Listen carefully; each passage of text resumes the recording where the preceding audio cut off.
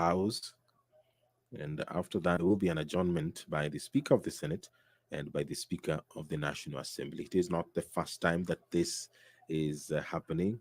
Kenyans have witnessed such occasions before, and what perhaps will vary is the content of that address. Every year, Kenya experiences unique challenges and unique types of progress, and that is what Kenyans are now waiting for, to hear what the head of state has to say regarding the state of this great nation. When he addressed this sitting in 2022, he committed and said that he was determined to ensure that Kenya's tax system is responsive to the needs of the economy. The head of state said that the tax must be equitable, efficient, and customer friendly. It did say that the economic principles of equitable taxation require that the tax burden reflects ability to pay.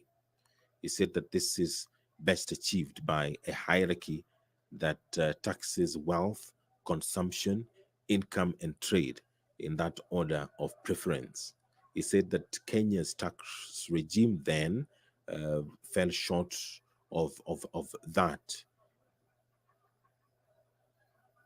The president said that the government then was overtaxing trade and undertaxing wealth. He did promise to propose tax measures that begin to move Kenya in the right direction. What is the status of this? Kenyans are perhaps going to be asking those questions and hoping that they will be answered this afternoon when the head of state makes that address. And he also said in his previous address to Parliament that the government will work with the Kenya Revenue Authority on a culture to change, to make it a people-friendly, customer-centric organization.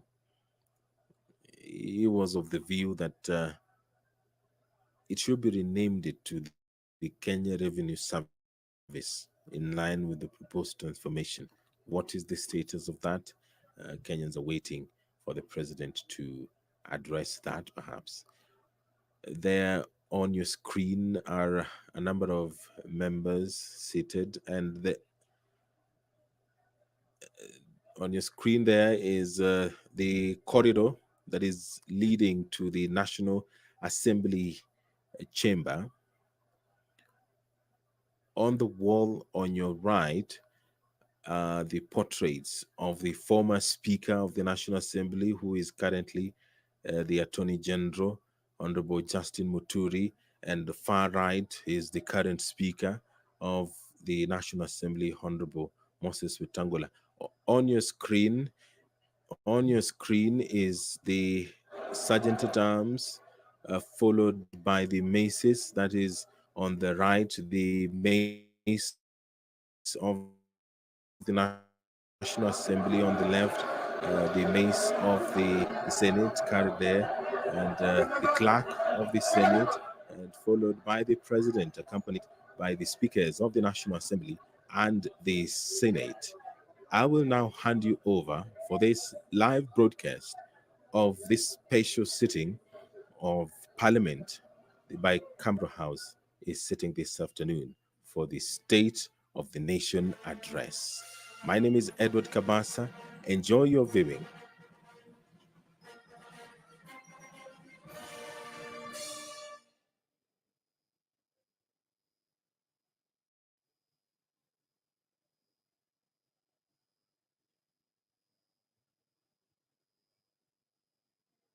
Hiyo imekuwa ni bendi na Rais William Ruto.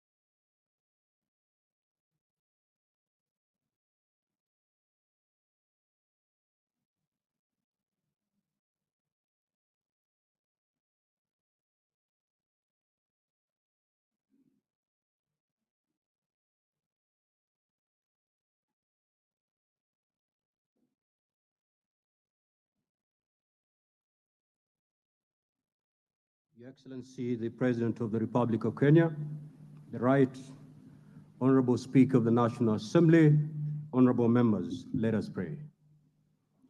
Almighty God, we beseech you to behold with abundant favor and blessings us, your servants, whom you have been pleased to call to leadership positions in this republic. We seek guidance to treat and consider all matters that shall come under deliberation in so just and faithful a manner as to advance the peace, prosperity, and welfare of our country and of those whose interests you've committed to our charge. Amen.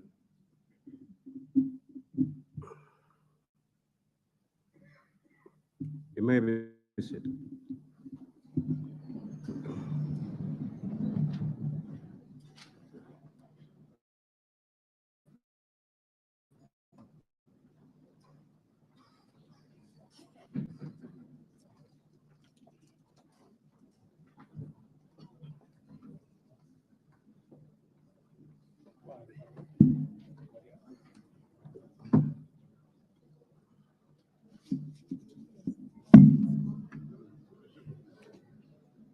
Order, honorable members. Your Excellency, the Honorable Dr. William Ruto, CGH, President of the Republic of Kenya and Commander-in-Chief of the Kenya Defense Forces, the Right Honorable Speaker of the National Assembly, the Honorable Moses Wetangula, AGH, MP, honorable members of Parliament. Article 132(1) of the Constitution of Kenya requires the President to address the special sitting of Parliament of Kenya once every year and any other time. Further, Article 132(1)(c) requires the President to, among others, once every year, report in an address to the nation all the measures taken and the progress achieved in the realization of the national values set out in Article 10 of the Constitution. In addition, Article 240, subsection 7 of the Constitution requires the President, in his capacity as the chairperson of the National Security Council, to report to Parliament annually on the state of the security of the Republic. In this regard, therefore, pursuant to Article 132, 1B, and C1 and 2 of the Constitution, the Presidency, via the letter reference number OP/CAB.26/4A, Volume 2/52, inform the Speakers of the Houses of Parliament of the intention of His Excellency, the President, to deliver his address to Parliament. Consequently, pursuant to Standing Order number 25(1) and 2 of the Senate, I gave notice of today's special sitting to the Honorable Senators by Gazette Notice number 14716, which was published in the Kenya Gazette on Friday, 3rd November 2020. I thank you.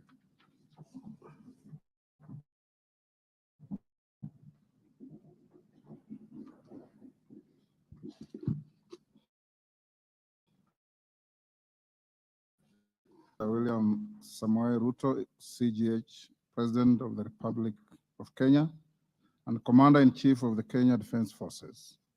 The Right Honorable Amason Kingi, EGHMP, Honorable Speaker of the Senate, Honorable Members of Parliament, members of the Diplomatic Corps, distinguished guests, ladies and gentlemen.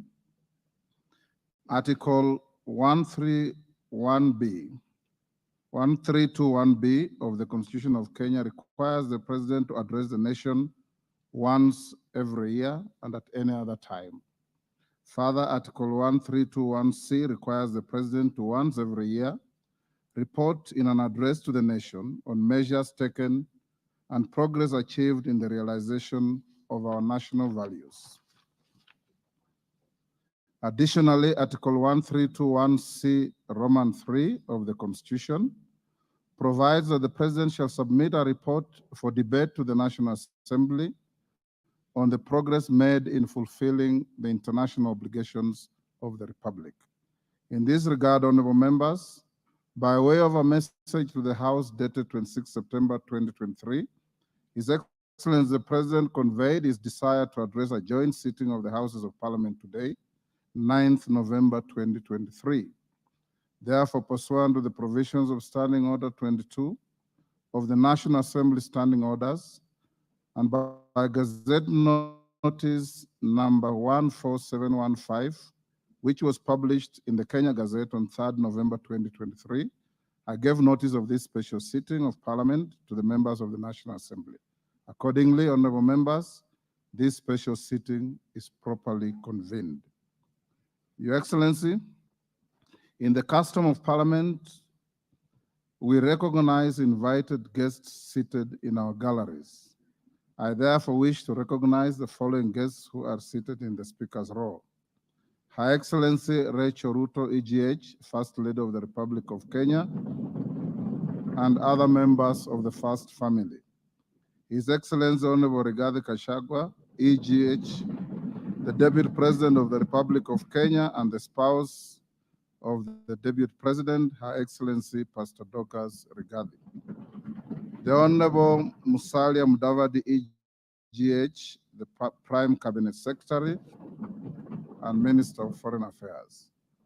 Your Excellency, honorable members, also present in the Speaker's row this afternoon are the Honorable Lady Justice Martha Koome, EGH, Chief Justice and President of the Supreme Court, Her Lady Justice Philomena Mbete Mwilu, MGH, Deputy Chief Justice and Vice President of the Supreme Court. They are accompanied by Honorable Justice Eric Ogola, Principal Judge, the High Court, Honorable Justice Oscar Angote, Presiding Judge in Environmental and Land Court, and Honorable Justice Brian Ongaya, MBS, Principal Judge, Employment and Labor Relations Court. We are similarly pleased to host the former Vice President of the Republic, the Honorable Stephen Kalonzo Musyoka, EGH, who is also the co-chair of the National Dialogue Committee. We are also honored to have in our midst the immediate former speakers of the Houses of Parliament, the Honorable Justin B.N. Muturi, EGH,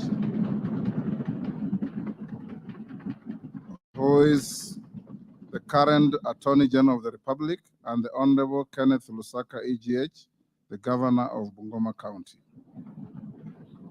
Your Excellency, allow me to also recognize the chairperson of the Council of Governors, who is also the Governor of Kirinyaga County, the Honorable Anne Waiguru, EGH, and the Honorable Johnson Sakaja, Governor of Nairobi City County.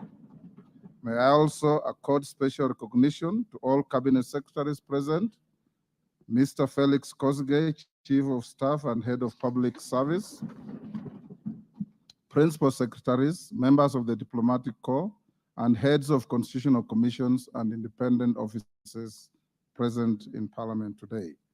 Your Excellency, I wish to make a special mention of the Chief of the Kenya Defense Forces, General Francis Ogola, and the respective service commanders, the Inspector General of Police, and other leaders of our disciplined forces who are seated at the Speaker's row. We are grateful for their distinguished service to the nation. To all invited guests, karibuni sana kwa bunge. Honorable members, distinguished guests, ladies and gentlemen, It is now my singular honor and privilege to invite His Excellency the President of the Republic of Kenya and Commander-in-Chief of the Kenya Defense Forces to address this special sitting of Parliament. Welcome, Excellency.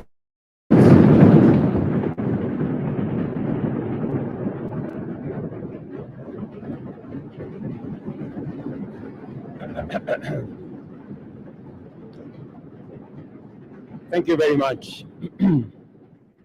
Thank you very much, honorable members. I arise before this distinguished assembly of the democratically elected representatives of the people of Kenya to discharge my constitutional function under Article 132(1)(c). The occasion requires me to give an account to the people of Kenya, the measures taken by their government under my leadership, and to give full expression and effect to the soul of our constitutional dispensation by implementing the national values and principles of governance set out in Article 10 of our Constitution.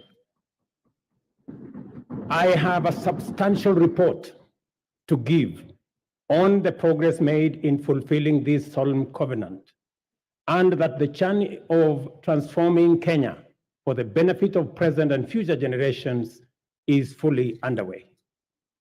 Its positive effect have also begun to bear fruit across many sectors of our national endeavor, from the grassroots all the way to this capital of Nairobi. On the 13th September 2022, last year, when I took office, I undertook to ensure the urgent transformation of our economy and to stop and reverse the negative trends of runaway unemployment, yawning inequality, and widespread poverty, which have denied Kenyans their dignity and extinguished their dreams. The mass appeal of the bottom-up economic transformation agenda was due in large part to the fact that its development and articulation, as well as its content and implementation strategy, represented our national values in action. It was inclusive, democratic, committed to social justice and the protection of the marginalized. Our commitment to bring the national values and principles of governance to life in order to significantly enhance the well-being of every individual and promote the unity, stability, security, and development of our country began long before the last election and will endure well beyond our term. It has been my manifest intention to live up to all the commitments set out in the plan, and despite enormous challenges and tremendous difficulties, we have made encouraging progress in a positive direction.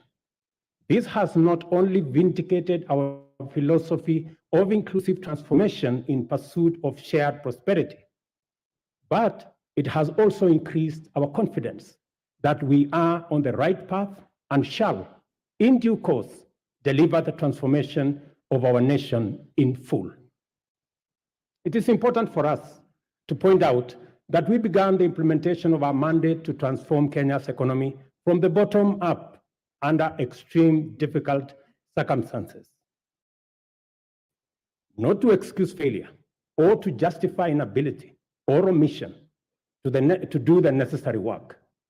Not at all. Rather, we do it to emphasize the significance of our progress, underscore the possibility of transformation under daunting conditions, and express well-founded confidence that when sufficient progress is made, we shall do much more and go much further in delivering the Kenya we want for our generations and also for posterity. In our plan, we identified three primary challenges: external shocks, fiscal distress, and structural imbalance that heavily strained our economy, causing nationwide difficulty. The COVID-19 pandemic, coupled with global supply chain disruptions and geopolitical conflicts, significantly raised inflation and interest rates, adversely affecting our economy, while low agricultural investment and a prolonged drought led to food shortages and made Kenya a net importer of food in a volatile international market. It was under conditions of such extreme difficulty that the people of Kenya entrusted us with the responsibility of simultaneously generating effective solutions to immediate problems, providing a credible pathway to stability in the medium term, and undertaking long-term structural transformation of our economy, but in a manner which paid attention to the needs and aspirations of Kenyans, especially those at the bottom of the pyramid. The transformation of our economy is not only desirable and important, it is also necessary and urgent. And the people of Kenya have made this clear at every opportunity. Our duty as leaders is to listen keenly and comply with the people's wishes. Kenyans want to proceed in a new direction and demand a new conversation that puts ordinary Kenyans, the mama mboga's security, well-being, interests, and aspirations at the front and center of all policy and governance discourse. Citizen freedoms and fundamental rights lie at the heart of enterprise and democracy. Accordingly, our governance system must be fit for purpose, able to protect people and their belongings, safeguard freedom, facilitate democracy, and promote market efficiency. To do this, law enforcement must be robust, judicial integrity, efficiency and independence, absolute, and the right to the protection of law, non-negotiable and impartial. Our police service and other actors in the justice, law, and order chain, including the judiciary, must therefore be professional, independent, impartial, effective, and inspired by national values and principles of governance. In keeping with our promise to the people of Kenya, I signed important instruments on my first day on duty. Among them, the delayed appointments of 6 judges to the Court of Appeal as recommended by the Judicial Service Commission. Enhanced allocation through this House to the judiciary by 3 billion Kenya shillings. Designated the Inspector General, who is sitting in this House as the accounting officer of the National Police Service to enhance police independence, and subsequently appointed a task led by former Chief Justice David Maraga to review the terms and conditions of service of members of the National Police Service. This was necessary, members, so that we can cement our place as a nation on the firm foundation of the rule of law. Together with the people of Kenya, we have changed everything. We have transformed the national political conversation from personalities to issues, from regional origins to opportunities for all our young people, from divisions to inclusion, and from status quo to the bottom-up economic transformation for shared prosperity. To date, Kenyans remain fully seized of the agenda, engaging vigorously and with unrelenting focus on expanding agricultural productivity to deal with the cost of living, affordable housing to create enterprise, jobs, and dignified dwellings, universal health coverage for a healthy, productive nation, and digital transformation to create e-commerce, create jobs, and make government efficient, effective, and accessible, especially government services. Also, fintechs, including the Hustler Fund, have benefited from the space around technology and the digital transformation. By virtue of the internal coherence of our constitutional dispensation, national values and principles of governance set out core directive precepts whose observance imbues every decision and action with implicit constitutionality. To the extent that our plan is aligned with Article 43, the implementation of the bottom-up economic transformation agenda is a program to intensify the actualization of national values with a special focus on citizens at the bottom of the pyramid. From the first day in office, we have worked hard every day to move our agenda forward amid many challenges to forge a path in the direction of progress. This is the essence of our commitment, to make progress despite challenges and move forward by overcoming great obstacles. We must never be defined by our problems, and Kenya's destiny cannot be derailed by our challenges.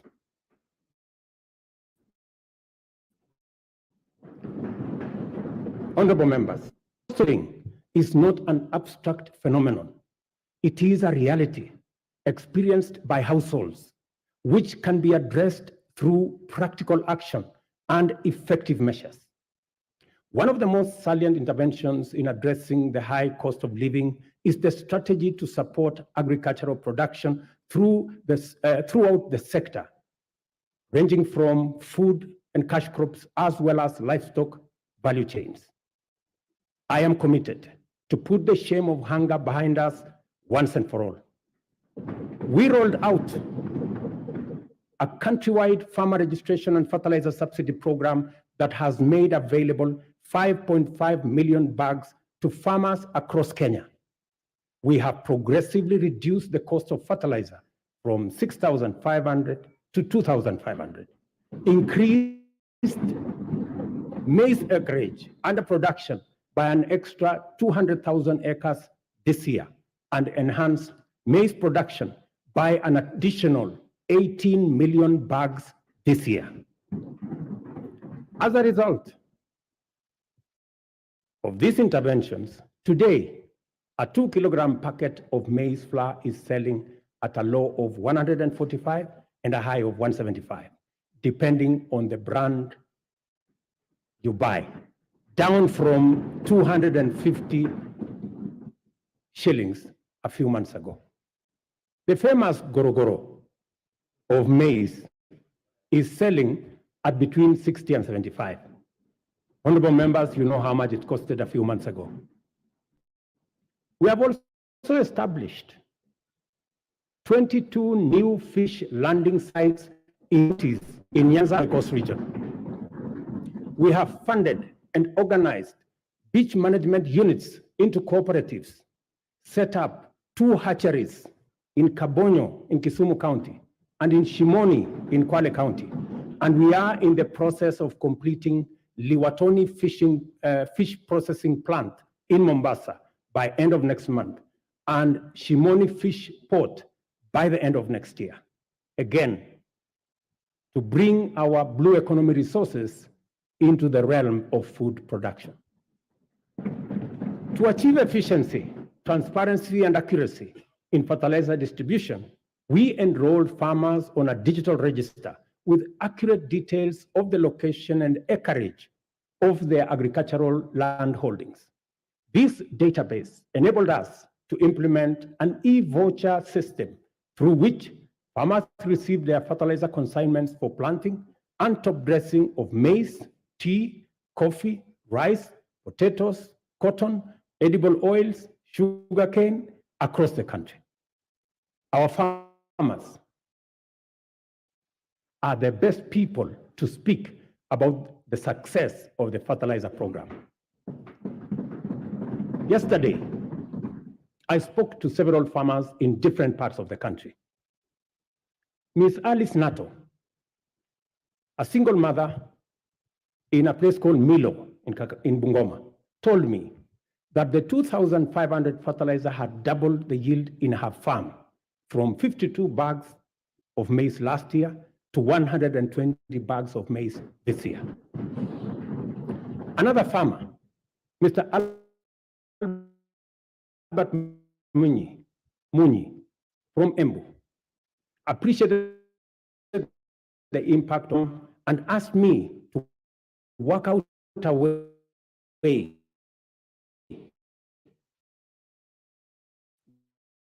that the fertilizer can be delivered closer to the farmers of the national use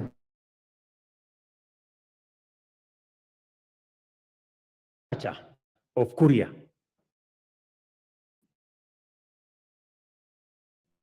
Who graphically painted in his farm with a phrase that struck my mind. He simply told me, Mr. President, shamba yangu inametameta. We have made adequate arrangements, including investment in necessary infrastructure to facilitate post-harvest management and to prevent post-harvest losses. 17 certified warehouses jointly managed by the National Cereals and Produce Board and the private sector owners with a combined capacity of 365 metric tons or 4,090,000 kilogram bags have been prepared in the maize growing areas. The National Cereals and Produce Board shall provide a subsidy maize drying service to farmers at a fixed cost, as was announced by the Minister, of Kenya shillings 70 per bag, which is a significant improvement from the previous rate of Kenya shillings 350 per bag. Yesterday again, the first consignment of the 100 mobile dryers this House facilitated my administration to buy for use by our farmers. I announced to you yesterday the first consignment of the dryers docked in the country. Additionally, we are enhancing dairy productivity for better farmer returns. The government working with milk processors, I had a long conversation with them in Nakuru. We are mapping the country to ensure coolers are supplied where they are needed. Soon, farmers will be paid based on milk quality, boosting income, and they can also enjoy global market access. Our reforms in the coffee sector are bearing fruit, with our farmers set to earn 4 times advance pay for their crop from a low of 20 to now Kenya shillings 80, following the allocation of Kenya shillings 4 billion from the Coffee Cherry Fund that was ably facilitated by this House. Coffee reforms regulations will give farmers the necessary representation and weight at the National Coffee Auction. It is my intention to make sure that the auction operates with farmers at the center of it. These measures are expected to aid ongoing efforts, including expanding production to new counties and double coffee output in the next 4 years. The government of Kenya is currently restructuring public sugar mills, expediting the leasing of 5 companies for rehabilitation and expansion to boost industry competitiveness before the commercial sugar safeguards expire. The objective includes creating a competitive sector, raising farmer incomes, and enhancing productivity. This House agreed with my cabinet that we waive Kenya shillings 117 billion non-performing debt for government-owned sugar factories, for which I am grateful to this House. This House also approved 1.7 billion shillings that will go into paying farmer arrears and other complications that arose out of the challenges our sugar sector was facing. I want to promise this House that in the next couple of weeks, we shall be dispersing that money so that farmers in the sugar growing area can go home for Christmas with their money. As earlier indicated, our public borrowing had long crowded out the productive sector from the financial markets, raising the cost of credit and slowing down trade and commerce. As I told Kenyans on my first day in office, times were difficult and many people are struggling, and necessary and effective sustainable solutions were urgently needed. We must admit, honorable members, that as a country, we had been living large and way beyond our means. The time has come, therefore, to retire the false comforts and illusionary benefits of wasteful expenditure and counterproductive subsidies on consumption, by which we dug ourselves deeper into the hole of avoidable debt.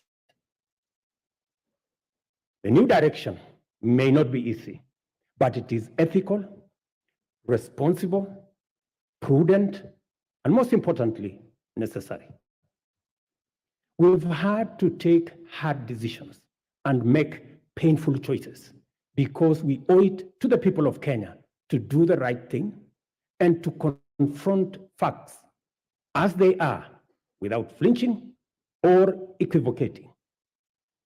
We have worked hard at home and abroad to mobilize a broad coalition of bilateral development partners. Many of them, I see them in this house, multilateral development banks and other agencies, which have rallied to pull our country back from the brink of debt distress and set us today firmly on the path towards sustainable economic growth.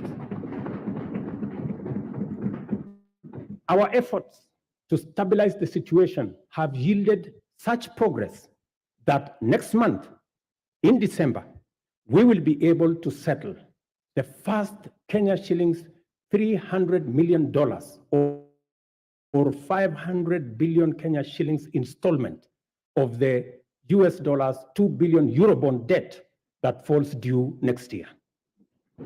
I can now confirm with confidence that we will and we shall pay the debt that has become a source of much concern to citizens, markets, and our partners. Having said this, I further announce to the nation that our intention, consistent with sustained effort here and abroad, have enabled us to normalize our relations with the International Monetary Fund, the World Bank, the Africa Development Bank, and various development partners to such an extent that they are now working with us to implement the bottom-up economic transformation plan. As I earlier indicated, our public borrowing had long crowded our productive sector from the financial markets, raising the cost of credit and slowing down trade and commerce, especially the micro, small, and medium enterprises, including Mama Mboga. Consequently, many enterprises and entrepreneurs were referred for blacklisting by the credit reference bureaus, where 7 million borrowers were listed by last year. We committed to provide affordable and accessible credit and restore small business owners to good standing with credit rating agencies. A deliberate, targeted strategic financial inclusion fund, the Hustler Fund, providing affordable credit and mobilizing savings for individuals and small businesses, was launched on the 30th of November 2022. Exceeded most initial projections and surprised even the most hardened skeptics. By the end of last month, the fund had disbursed Kenya shillings 36.6 billion, and in savings, 2.3 billion, and with 7.5 million repeat borrowers, whose overall repayment rate is at 73%. The top borrower of the fund has so far accessed Kenya shillings 4.5 million in 816 transactions, while the top voluntary saver is at 631,491.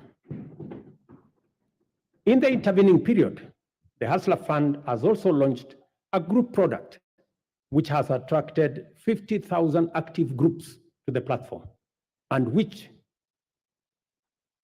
of which 20,000 have received 151 million Kenya shillings.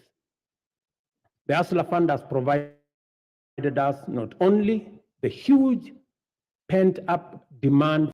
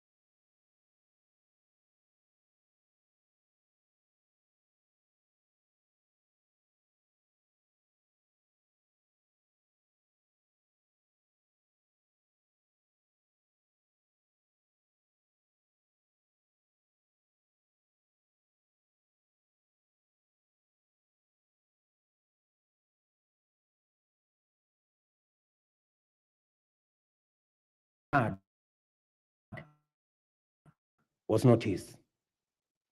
I assured him that during my address today, I would ask the ministry responsible to respond to him. Consequently, I hereby direct the Ministry of Cooperatives and MS to expeditiously engage Mr. Kenga. I will give you his telephone number.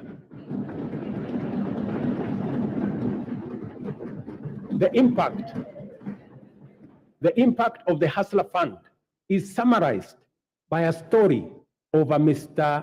Sospita Ondiek from Kisii. I suggest that the Kenyan film industry should look for him so that he can tell you his full story. Mr. Ondiek has a plumbing and tiling business in Kisii. And through the Hustler Fund, he has accessed 1.7 million in the many transactions he has undertaken to enhance our savings that have consistently been among the lowest globally. and to correct the delayed transformation of our social security architecture, fundamental reforms are underway in our savings and social security space. As promised, we committed to take deliberate measures to foster a strong culture of savings amongst Kenyans and enable them mobilize resources for investment and development of intergenerational capital to eliminate old age poverty and to ensure comfort in retirement. Until recently, the rate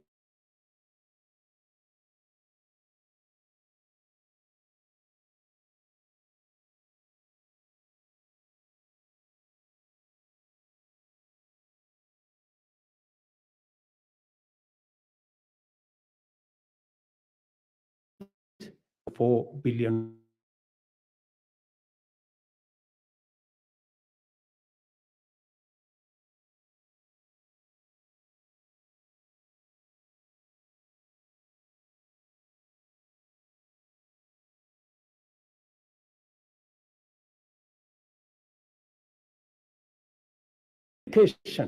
of this growth in our national savings is that it will consolidate our nation's ability to invest in development using domestic resources as opposed to us going to borrow other people's money when they save.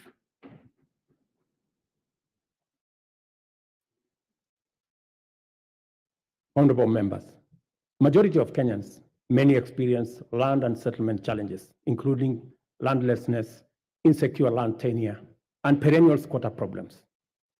Acute housing challenges are a principal threat to health and safety, as well as dignity of people, particularly low-income earners. The proliferation of slums in our urban areas indicate the extent of this serious problem and the urgency with which it must be addressed to enable Kenyans have greater choice in leading dignified, safe, and healthy lives affordably. Low supply of affordable housing units in Kenya is acute, making rent a huge component of the cost of living for many households. The increase forces strict intervention to not only supply affordable dwellings for Kenyans, but also as a means to reduce the cost of living. 3 categories of houses will be supplied by this program: social housing, affordable housing, and for the rest, market rate housing. Interest on financing is where we intend to make the big difference. Interest at the moment, as all of us know in this house, is at almost 18%. But under this program, all interest should be or will be at single digit. For social housing, the interest will be at 3%.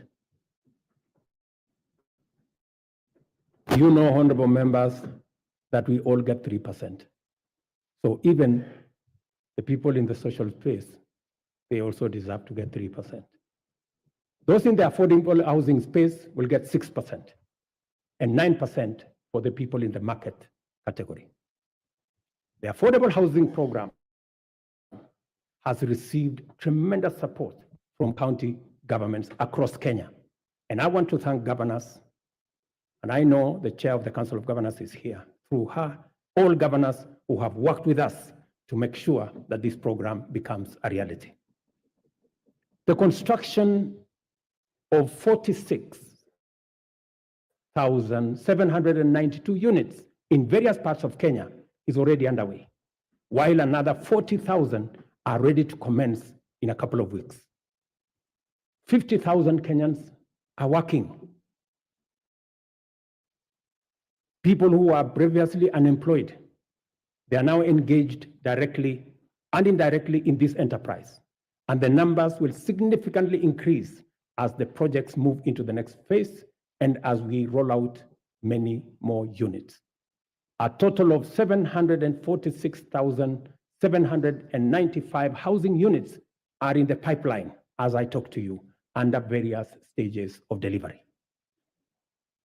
More jobs are being created with the formalization of the Jua Kali clusters, providing products like doors, hinges, and windows. And this morning, as I visited one of the sites that I went to launch the construction in March, I was amazed that a site that was flat in March today, and I was with the Member of Parliament for Ruiru, today has 8 11-block units, almost at 60% complete. And I also met the Jua Kali cluster for Ruiru, and they have been given a contract of 140 million to be able to supply door architects, engineers, quantity surveyors, masons, electricians, plumbers, transporters, steel and cement factory workers, and hardware merchants will be partakers in the transformative plan.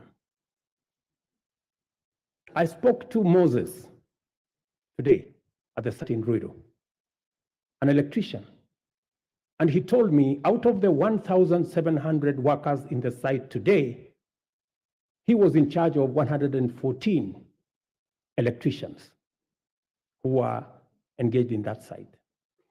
And he asked me, Mr. President, make sure the next site is ready for us, because we will finish this ahead of time.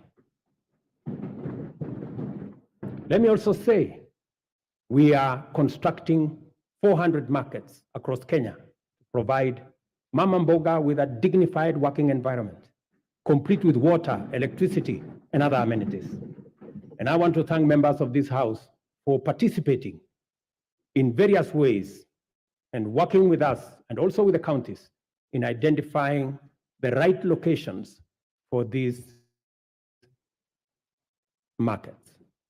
Ladies and gentlemen, honorable members, our education system must develop a formidable reservoir of skill, talent, highly competitive and innovative human capital to support our vision of an economically transformed Kenya.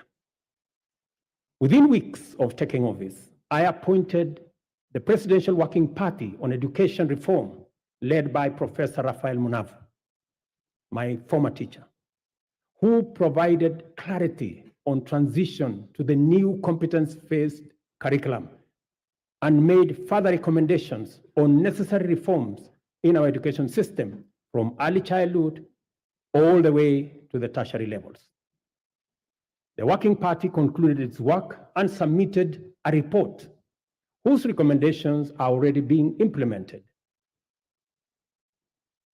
The urgent and vexing question of transition to junior school has been settled, and the Kenya Primary School Education Assessment will be used for the exclusive purpose of monitoring learners' progress and not for placement in any grade. In keeping with our commitment, 56,750 new teachers have been employed. I'm sure the Honorable Milemba can confirm this. While 8,200 primary school teachers were retrained to equip them with capacity to effectively deliver learning and teaching at junior school levels. With changes to the entry requirements for teacher training colleges, admission has increased by 300% to now 20,456 trainees. I was privileged to be in Kwale last week to open the Kwale Teacher Training College, which had only less than 100 students a few months ago. And when I went there, the principal told me that the numbers have increased 4 times. At the tertiary level, the Working Party recommended an overhaul of the existing education funding framework to a variable scholarship and loan model in order to address the financing gap, which denied many Kenyans the opportunity to pursue tertiary education in our universities and TVETs, but also created many complications in our universities and institutions of higher learning that by last year, our universities had accumulated debts of close to 60 billion Kenya shillings. I sat down with all the vice chancellors of our 41 universities, and we came up with a proposal that we are now implementing. The new model for financial support is student-centered and deploys a rigorous impartial means testing instrument to establish the level of need of every student, which then becomes the primary consideration in allocating scholarships and loans. To fully democratize our education system and make higher education accessible and affordable to all, we have also chartered the Open University of Kenya, following requisite cabinet and parliamentary approvals. I want to thank this House for expediting the Open University Charter that had been in the works for the last 10 years. I also want to announce to you that the first 1,000 students will report next month. In the course of consulting Kenyans from all walks of life during the formulation of the bottom-up economic transformation agenda, the foundational contribution of health to citizen well-being and the role of costs in driving up poverty were identified as chronic. The implications are very clear, and we cannot afford to delay the delivery of universal health care anymore. Consequently, we have instituted radical reforms in the provision of healthcare services in Kenya, including the enactment of 4 new laws that will anchor the implementation of this bottom-up approach to healthcare. I am tremendously grateful to this House and honorable members for enacting the Primary Health Care Act, the new Social Health Insurance Act, the Digital Health Act, and the Facility Improvement Finance Act. These laws, honorable members, will usher in and guarantee a new era in the provision of healthcare, covering all essential services from preventive, promotive, curative, palliative, and rehabilitative services, guaranteeing every Kenyan access to comprehensive and quality healthcare. Under Afya Nyumbani, we have scaled up our investment in healthcare workforce, employing 20,000 new healthcare workers, deploying 8,429 workers whose contracts had lapsed, and enrolling 3,394 interns across the country to increase the availability of human capital in our public health sector. Working with county governments, and I'm again grateful to them, we have taken measures to resolve the perennial challenge of human resource management in the health sector, occasioning strikes, by establishing the Kenya Health Human Resource Advisory Council, which will be a trusted mediator between government at both levels and our health sector workers.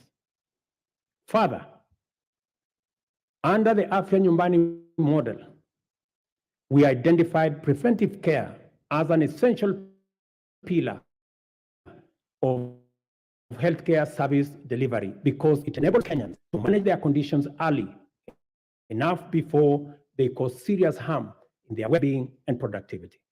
Community health promotion is our bottom-up intervention to deliver preventive and promotive health solutions at the grassroots by deploying community health promoters to visit Kenyans at their homes, provide basic diagnosis for common conditions, and refer cases to appropriate medical facilities. Together with all the 47 counties, and again, I'm grateful to the governors, we have deployed 100,000 community health promoters fully equipped with the necessary kits and an electronic community health information system. In the last 1 month, CHPs have attended to 1.2 million households, just in the last 1 month.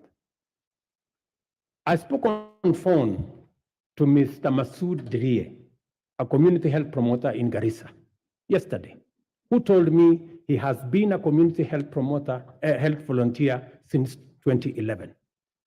Unlike before, now he has a full medical kit and has used it to confirm that 7 people in his locality had high blood pressure.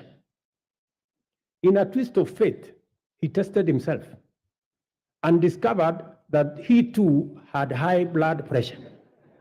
That's what he told me. And so, apart from referring others, he also had to make way to the hospital. Mr. Obembi Ogutu of Homa Bay told me that the program now makes primary health care a paperless engagement, saying it had started to reduce queues in hospitals. Through the Facility Improvement Financing Act 2023, we have established a framework that confers financial autonomy to health facilities, enabling them to retain funds generated with a mandate to improve facilities, capacity, and to provide healthcare services within that locality. In addition, the Kenya Medical Supplies Agency, as part of many radical reforms, will now deploy ICT to manage supply chains of essential health products and commodities. As a result of this small intervention, KEMSA has improved its stocking rate from 4% to 60% in the last 5 months. And we are now targeting 80% by March next year. As it's becoming clear, we cannot hope anymore to deliver services to Kenyans in their millions across the country with any measure of efficiency, integrity, transparency, and accountability without ICT. From education and health to agriculture and financial inclusion, digital technologies reign supreme in transforming service delivery, governance improvements, and catalyzing efficiency throughout the economy. We have commenced the rollout of 100,000 kilometers of the last mile fiber optic connectivity to make reliable high-speed internet available throughout Kenya, along with 25,000 free Wi-Fi hotspots in all market centers. The rollout, and I was given a statistics by the end of this year, the first 2,200 will be rolled out, and another 1,450 ICT hubs in every ward. I want to thank the membership of this House for considering to change the NGCDF Act so that you can also deploy those resources in the ICT space and enable millions of young people in your constituencies and wards to access internet and technology for digital jobs, e-commerce, and to give them the possibility of working on remote jobs. I have engaged the chair and committee of this House in that space. We have agreed on the model of how the ICT hub will look like, and I am truly grateful that Parliament came through and considered changing the law so that we can work on this together. We have expanded digital provision of public services to encompass 13,000 services to date, and it is my commitment to ensure full digitization by the end of next month. Our decision to enhance efficiency and integrity in the provision of government services has gone a long way to improve revenue collection. Working with the private sector, we launched the local assembly of affordable smartphones last week in Athi River. Digitization and automation enhance service delivery and citizen satisfaction, and also assures greater accuracy, transparency, and accountability, and reduces opportunity for corruption in the course of transacting with government ministries, departments, and agencies. Corruption, honorable members, wastage, inefficiency, and negligence are serious threats to our transformation agenda and unacceptable practice that has no place in our nation.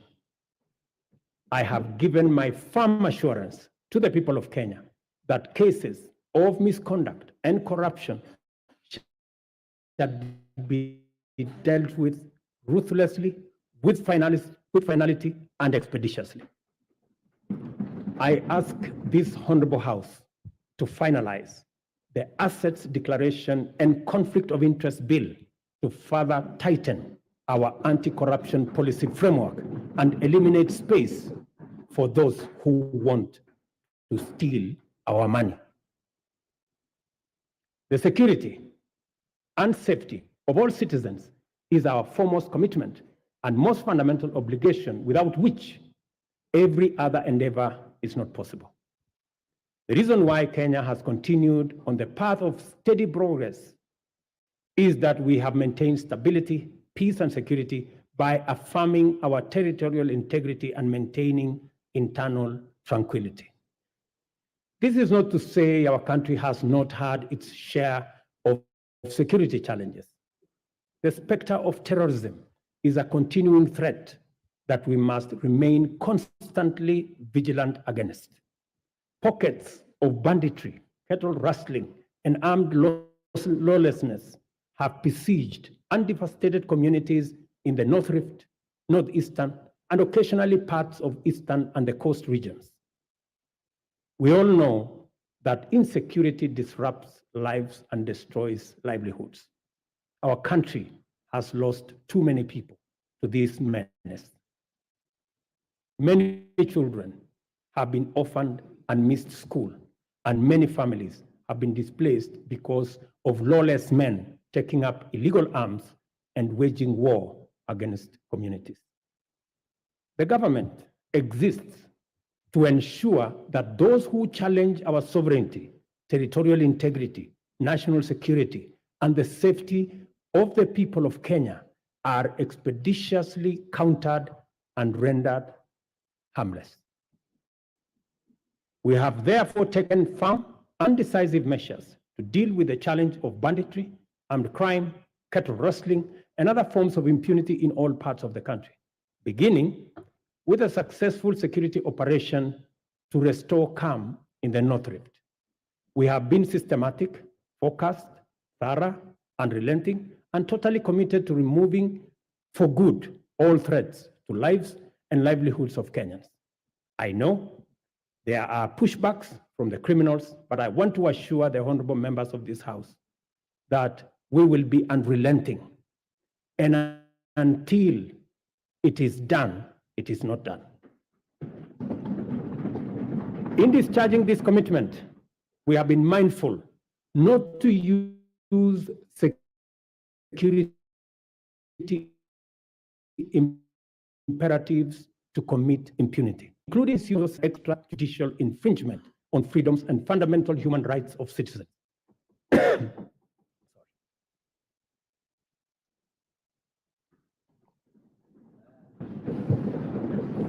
Sorry. We are conscious to provide security as a public service for the benefit of law-abiding citizens and as a guarantor of economic growth. Therefore, our security services have been committed to a citizen-centric, rights-focused, inclusive, and community-based security strategy. I am therefore quite clear that there exists no tension between the effective delivery of security services and the upholding of human rights and fundamental freedoms. We can be and therefore must be secure, yet free and democratic. In order to entrench our all of society coalition, we have resolved to enhance diversity and inclusion by expanding enrollment in the National Youth Service as an agency to capture young people at the bottom of the pyramid. Consequently, we are doubling enrollment to 40,000 yearly in the National Youth Service and have made it absolutely mandatory that every village, center, town, and city in Kenya is properly represented in the recruitment. To consolidate this proposition, we have directed that 80% of future recruitment to all security services, from the military, the police, KWS, Kenya Forest Service, and all other security agencies, 80% will come from the well-trained, talented, and committed young men and women who have undergone training at the NYS.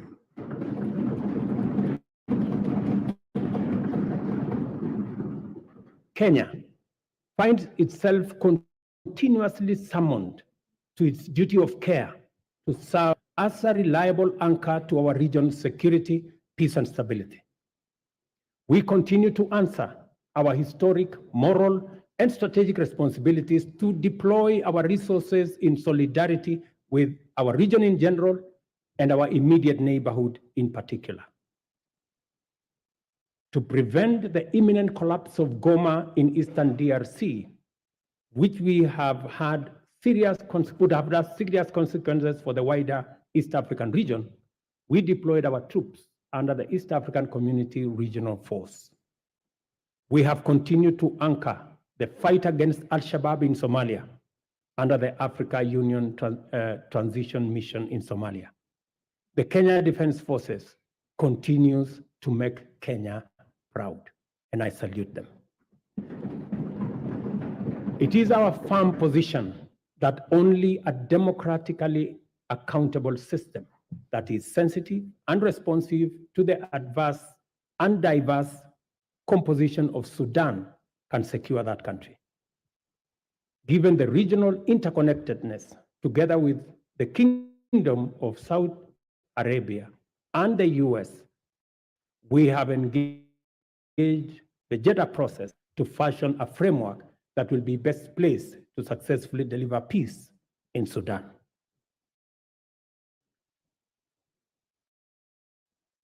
Honorable members, our economy is firmly interconnected with regional, continental, and global economic systems. Our security and stability is likewise integrated with those of our neighbors. Kenya has a fundamental, essential, legitimate, and clear interest in conducting robust diplomacy in form of bilateral and multilateral engagements. For the last 12 months, we have continued to fulfill our international obligations through Kenya's leadership in the international arena. This is underscored by the high-level summits Kenya has hosted and participated in. Kenya successfully hosted the inaugural first-ever Africa Climate Summit. We also hosted the 43rd ordinary session of the Executive Council, the 5th mid-year coordination meeting of the Africa Union, and the regional economic communities, and the first-ever African edition of the Berlin Climate and Security Conference in Nairobi.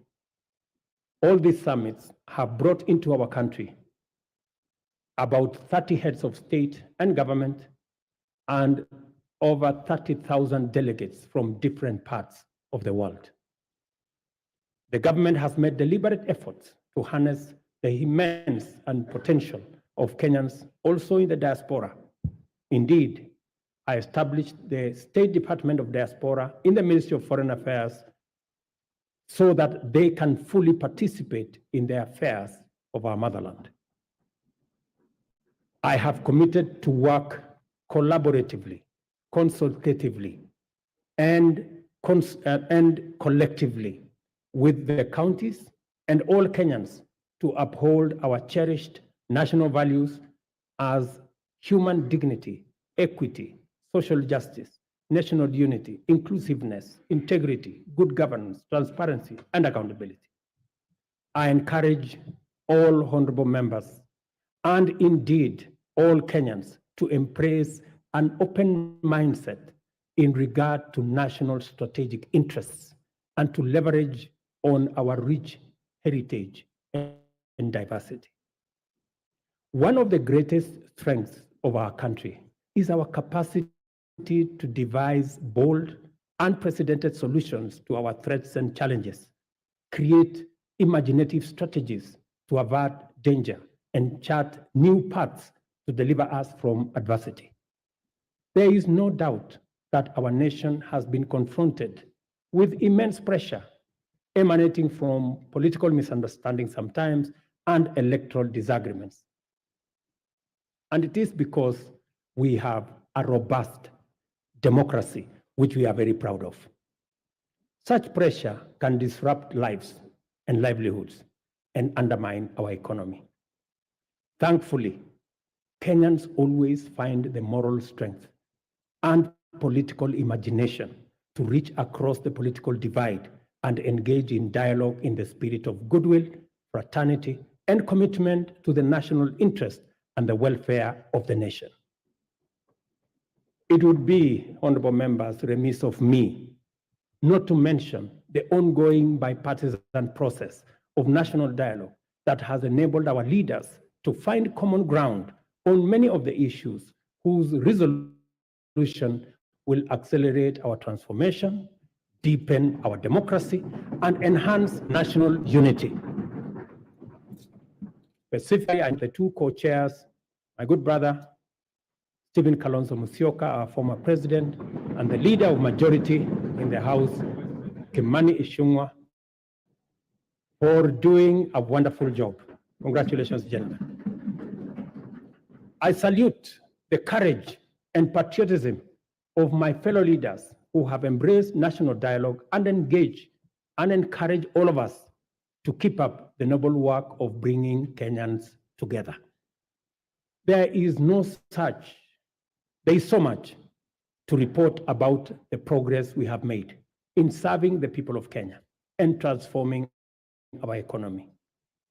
I have provided only a summarized highlight of the most salient instances of transformational progress in my address. It is my pleasant duty to hand to the speakers of the Houses of Parliament the three reports in full as follows: the 10th annual report on measures taken and progress made in the realization of the national values and principles of governance, the 10th annual report on progress made in fulfilling the international obligations of the Republic of Kenya.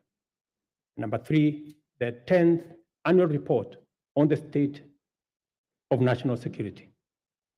I will not hesitate to acknowledge with profound humility that a lot of the successes we have achieved in delivering the bottom-up economic transformation agenda was due to the patriotic support and solidarity from members of this House, both in the Senate and the National Assembly. We are fortunate to be attempting this ambitious historic project of radical change in a bipartisan era when dialogue, consensus, collaboration, and partnership have replaced dissent, contention, conflict, and disarray as the operating principles of political discourse.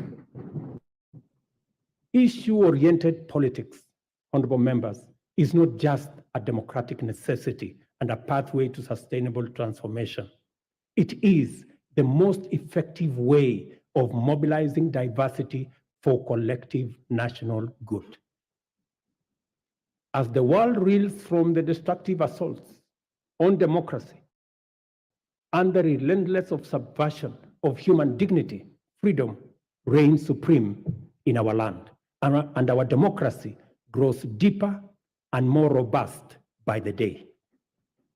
Our collective resolve as a nation to further entrench constitutionalism, democracy, good governance, is a unique quality, confers as a unique, in a unique quality, confers on us an incomparable advantage, the power to face the future without fear, to imagine a transformation that extends to posterity and envisions prosperity that benefits our children's offsprings and beyond. As long as we put the welfare of the people of Kenya as our central agenda and play our respective roles in ensuring that government is effective and accountable, efficient and transparent, Kenya's best fortunes are well within our reach. I am persuaded, honorable members, beyond any reasonable doubt, that we shall achieve transformation beyond our wildest dreams within this generation. As a leadership and as a people, we have a historic opportunity to preside over the greatest transformation and progress ever witnessed in our nation. Kenya is a nation of brave, hardworking, enterprising people who are determined to prevail in the struggle for economic freedom and win the race for prosperity. In a nation like ours, great deeds will be accomplished whenever and wherever opportunity exists. This is why the hard work we have done is already showing the promise of abundant fruit. We have laid a firm foundation for rapid development, and Kenya is no longer on the marks. The state of our nation at this moment in time is prepared, all set, and ready to go. I thank you. God bless you, and God bless Kenya. Thank you very much.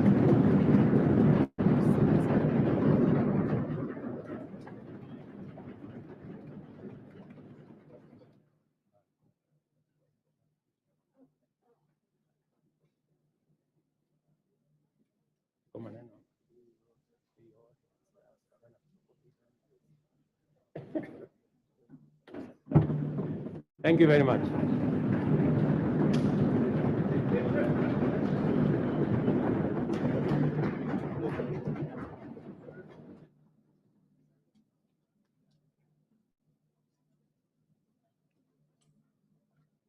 Honorable members, please be upstanding.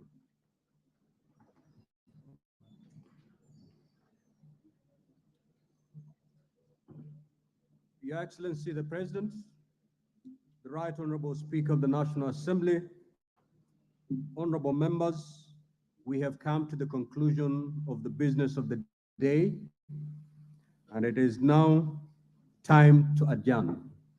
The Senate stands adjourned until Tuesday, 14th of November, 2023 at 2:30 p.m. in the Senate chamber. I thank you. Honorable members remain upstanding. Honorable members of the National Assembly, the National Assembly now stands adjourned until Tuesday, 14th November 2023 at 2:30 p.m. May I also take this opportunity, Excellency the President, to invite all honorable members and our guests to a reception at Parliament Courtyard. May I also request all of you honorable members and our guests to remain standing in your places until the procession of His Excellency the President and the speakers leave the chamber. I thank you.